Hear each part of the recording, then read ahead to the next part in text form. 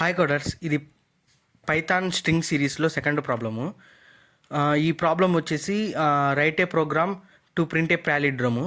Palindrome అంటే మనము ఒక స్ట్రింగ్ తీసుకున్నప్పుడు SALAS ఇది రివర్స్లో చదివినా మనకి ఒకటే వాల్యూ చూపించాలి. ఐ మీన్ చదివిన రైట్ టు లెఫ్ట్ చూసినా, లెఫ్ట్ టు రైట్ చూసినా ఒకటేలాగా అనిపించాలి.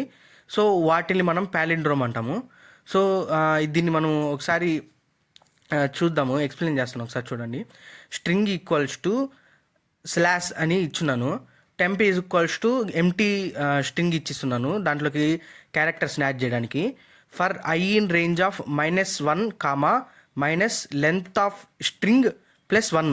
ఇది ఎందుకు ఇచ్చానంటే మనకి ఈ స్ట్రింగ్ ఎంతైతే లెంత్ ఉందో అంత లెంత్ వరకు మనకి లూప్ అనేది రన్ అవ్వాలి. సో అందుకోసం దీని యొక్క స్ట్రింగ్ యొక్క లెంత్ వచ్చి 5, సో +1, సో అది 5 టైమ్స్ టోటల్ వచ్చి 6, అప్పుడు -6 అవుతుంది.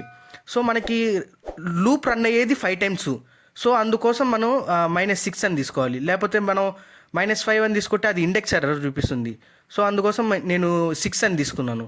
అండ్ ఇక్కడ -1 అని ఎందుకు ఇచ్చానంటే, నార్మల్గా మనం పాజిటివ్ నెంబర్స్ ఇస్తే ఆటోమేటిక్గా ఇంక్రిమెంట్ అనేది అవుతూ ఉంటుంది.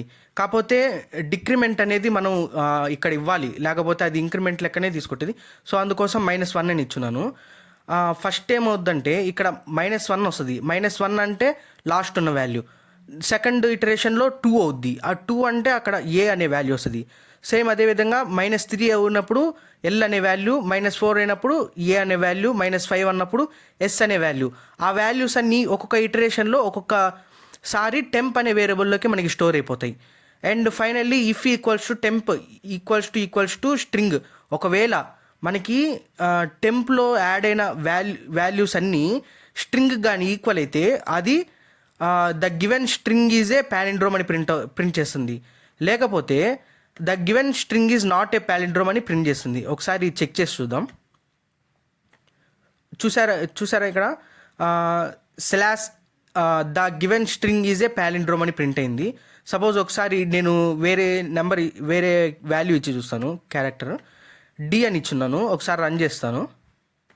చూసారా ఇక్కడ వేరే వాల్యూ ఇవ్వగానే the given string is not a palindrome. ఇక్కడ మీరు చూసినట్లయితే మనకి డి అని తీసేస్తున్నాను. డి తీసేసి రన్ చేస్తాను.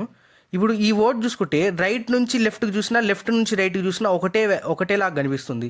సో ఇలాంటి వాల్యూస్ని మనం ప్యాలిండ్రోమ్ అంటాము. సో ఇది గైస్ ప్యాలిండ్రోమ్ అంటే. Please like, share and subscribe. Thank you.